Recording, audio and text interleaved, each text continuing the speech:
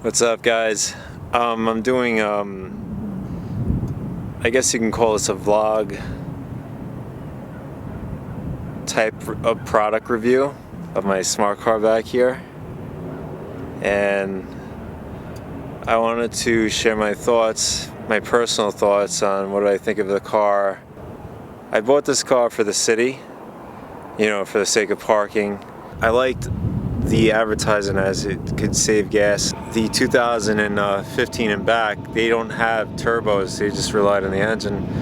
I think they were like 70 horsepower. This one is 89 horsepower with a turbo with a 0.9 liter, and the other ones are 1.0 liters in the 2015 2015 and back. From the 2015 and back, the headlights are different. The headlights on these have like a actually, speaking of which, when you turn the car on, the thing down here, this right here lights up. I guess you can call it like a centipede looking thing that goes around the glass. That lights up when the car is put on, and this side too, the left headlight too. So there's not really you can't really control that. I don't know this is a passion model. I don't know if you get a prime or a proxy, but I don't know if they have the option where you can turn that off. If not, but I couldn't figure it out if there is a way.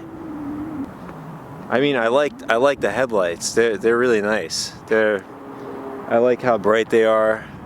It's just that you have no control whether or not you can turn it on or off. It's just automatically on when the car's on. But when you put the car off, it does go off.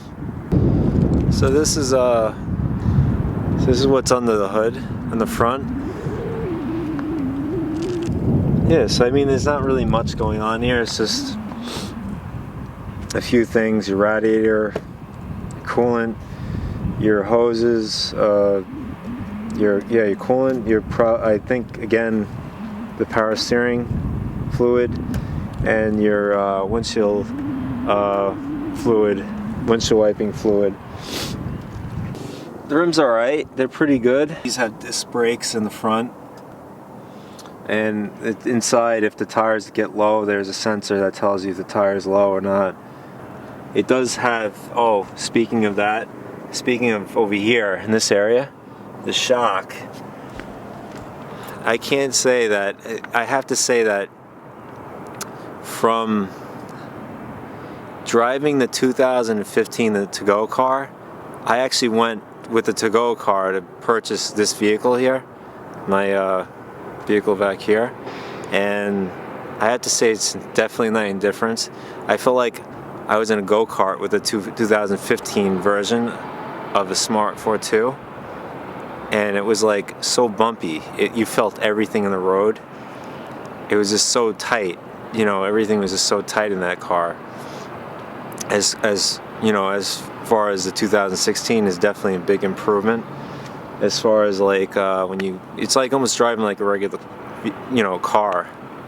And I just don't know why they really waited so long, and they've been around for a long time to really make these dramatic improvements. I feel like it's a huge improvement from like 2015 to 2016. In the back, I'm surprised they didn't really just keep the front. Today's day and age, there's no reason to have drum brakes ever. But there are drums in the back. People would probably argue that the fact that, drums can still be used and stuff. I agree, but there's no reason for it. If you're looking to save on money and material or whatever, maybe, I don't know, maybe not. I think disc brakes, you might as well throw them in, but that's just my opinion. But I think the proxy actually does come with them because has a sport suspension and stuff. When you put the lights on, I think this glows, and then it glows brighter for your brake lights. And then obviously your blinkers back here too, and the same for this side. And then I don't know if you could see this with the camera. Let me see if I can. But my engine, or the engine, is in there. You can see like the glowing metal or shiny metal, whatever. So it has little vents so that some of the heat dissipates, so it doesn't just hang out in there. I think that was I think that was a smart design by Smart. And obviously the engine is inside the back. We'll check out the back. We'll start with the back. So, alright, so this is what the engine looks like in the car, if you're wondering. The oil's right to the right, that yellow cap, and a lot of things I don't really notice. The air intake right there on the side. Dipstick. But that's pretty much the engine. So it's like right up in there, and the cover is here. It goes over this, and then the heat shield. I think there's a shield under this. Yeah, there was another shield. So there's a shield on this and this up here. Yeah, there's a dipstick oil in the back there. Right there. So it's pretty small. It is what it is. Right in the trunk. So that's the motor. So this is basically what you got, you know, with the 2016. The hatch opens up from the top. Then you have your lever here. You open that up, and it comes down. You can see, obviously, it clarifies right on the thing how much weight you can put on this. You can put 220 pounds on here, and I'm not 220 pounds, but I can sit on it like this and be alright. So it's good that they put that there, so people just, you know, I mean, it may be ignored, so I mean, there are some people just don't even read anything. But there's another storage compartment here, which I put this really cool thing I saw online. It's called, I'm not advertising in any shape or form all this with the car, I don't get paid for this, just my personal opinion about it. And I didn't try this thing they called it an auto sock. I'm gonna try it this winter when there's snow on the ground. But I did get a tire inflator because I think this in particular really has like this quick fix kit where you can just pump in this liquid in the tire so you can get to a gas station or something like that. But in case it, you know, is a slow leak, I can just pump it up with this and it'll get me there if there's another additional leak somewhere. But anyways, that's just an extra compartment here. I didn't want to go too far into that. Anyways, back here, I think this is probably where people would be more concerned with, like me. I thought, you know, maybe I don't have that much space or whatever. But we went on a trip to Niagara Falls in Toronto, and I was able to put, and you get a cover here too, right here, which basically you pull and then let it go back so it retracts. I was able to, like, during our trip, I was able to put my backpack on this side, right here, and then I was able to put my my Amazon photography bag here, and then over here, I was able to put Allison's stuff here, and then on top of that, she was able to put her bag over here, and then I was able to put my hiking boots over here in this area in the top. So I was able to even put this over everything like that, and everything, you know, fit, and it was, you know, it was covered. So as far as putting 3 backpacks in a row down here, yeah, you could do it. and then putting stuff on top of the backpacks, yeah, you can do that too. So for extra storage and stuff like that, you can put the chair down over here, the passenger chair, and then you can just put more stuff on it. I mean, if you're traveling by yourself, you could put a lot more stuff in here, obviously. You got the back trunk here, and then you got the passenger seat down. I don't know if you could see that.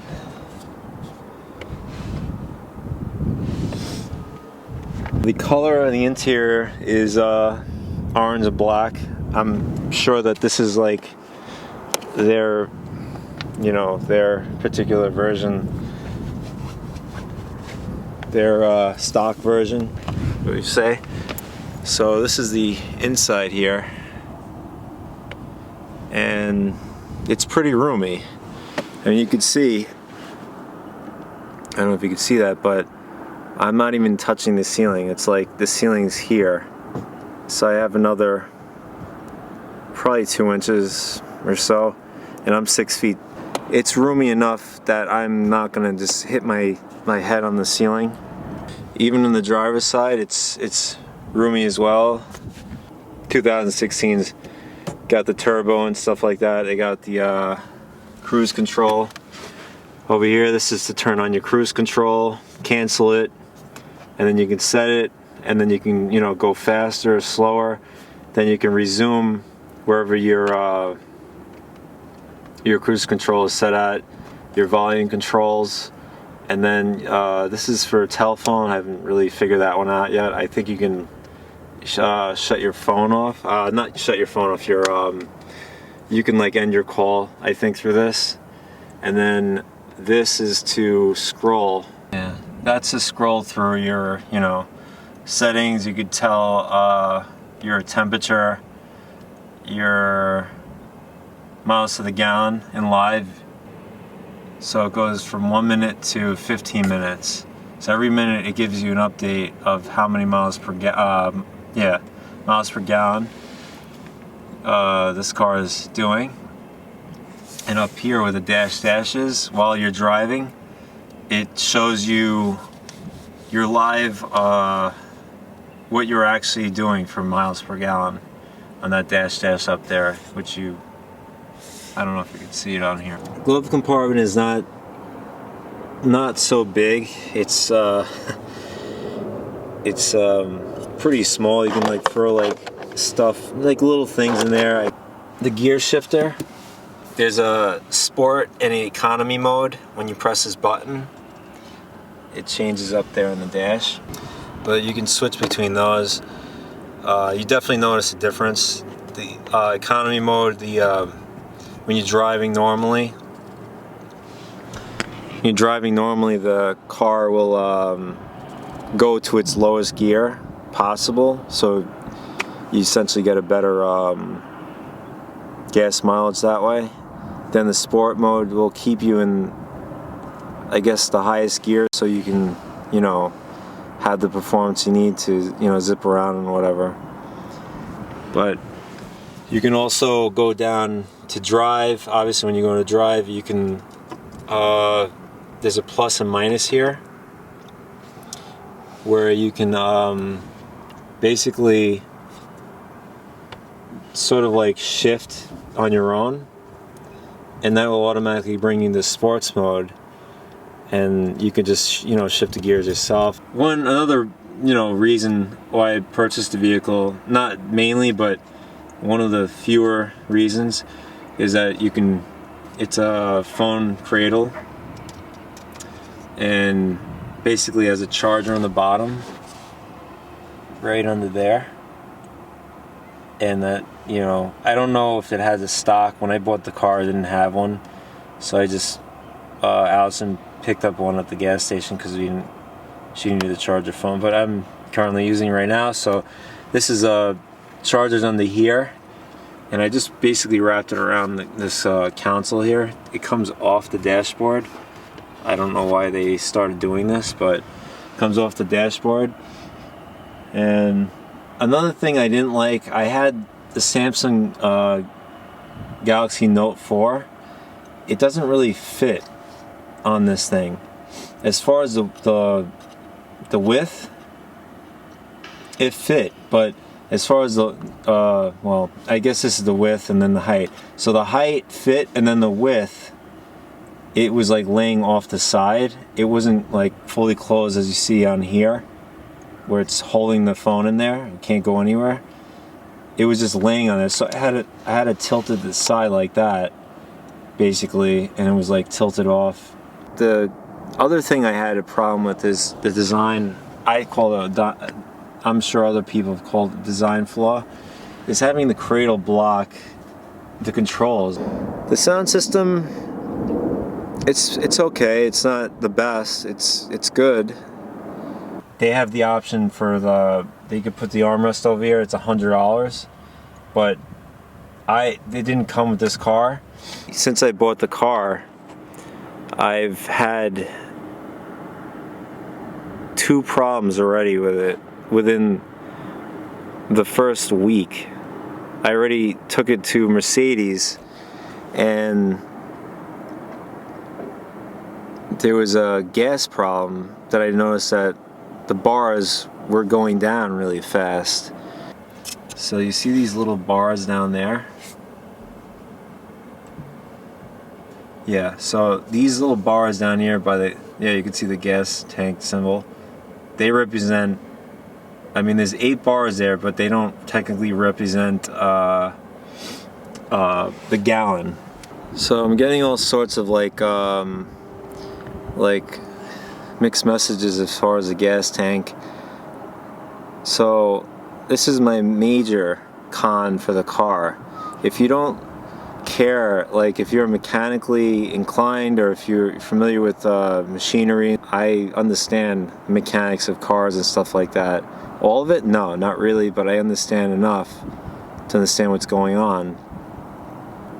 So me personally, it doesn't really bother me too much. It did at some point, because I have a brand new car, 2016, and then I have to watch it. You know, when you buy a car, you don't want to watch it. You just want it to go, do your things. And I'm happy I still have my warranty, but I don't want to keep going back to Mercedes-Benz to fix a problem. It's just very inconvenient. I want a car that's convenient, get in, go out. I bought the car obviously to get a good spot. I bought the car I like hiking. Now I'm got into traveling. If you're concerned like the seats, how how comfortable they are, they really are comfortable. I drove from New York. I live in New York, Brooklyn, my whole life. That's right. So we drove from Brooklyn to Niagara Falls, and that's about almost 6 hours right there. So being in a car, and we did take breaks, don't get me wrong. Being in a car that long, you're aching and stuff like that. I mean, I felt fine throughout the whole way. With the seats, the way they are, you can move them back and forth. You can put the seat back a little bit, depending, because you're only limited to so much room, depending how tall you are, how much room you have. And then up here, you got on both sides, you got a sunglass holder, vanity mirrors with no light, which, I mean, really, for the price that you sell the car, you can't put lights in. And then your speaker, then your lights. These are LED lights. And then it tells this little sensor that tells me the airbag is on the passenger side, and if I get up, it's off. It's a couple second delay, and then maybe a couple. There you go. It goes on, and then again, no light, no light in the vanity mirrors. I mean, it's really, honestly, that's just really cheap. There's another compartment down here, and I also have vanity mirrors where it's motorized, and then I have motorized windows. the vents are the shape of a Mercedes symbol, if you noticed. See? I didn't like the fact that there's a blind spot in this car. Really pretty bad blind spot. It's like it takes up most of the area where you want to look in traffic, you know, to see, look, sometimes me personally, I like to look behind me sometimes, and just to make sure that there's no one coming in my blind spot, but my blind spot is pretty big. So, and then when you get out of the car, it's you kind of scrape along the bottom of the door as you get out of the car. I mean, unless you open up your door wide, but sometimes you don't have the clearance because there's another car beside you or whatever. I'll show you. So you open it up. See the clearance? My foot there, it's hitting the door. So if I had to get out in a situation where I had to get parallel parked to another car, I wouldn't be able to get out so easy. So I would have to open up the door all the way to get out. I don't know, that it's not a huge deal, but it's something to consider. As far as a rating, I don't know like what kind of rating I would give. Probably like if it's out of 10 with the other cons and being cheap with some product, some of the features that they should really have already with the car, I would say I would give the car a 7. And I hope you enjoy this video. I mean, I know it's a little bit long. It's a car review. I mean, it'd be kind of ridiculous not just go over it right away with you and not throw in these things, the important questions that I hope this is helpful for you. You know, if you thought it was, if not, you know, thumbs down if you don't think so, and then thumbs up if you do. And then if you do like the video, you know, subscribe. Thanks for watching, and I'll check you guys in the next video. Peace.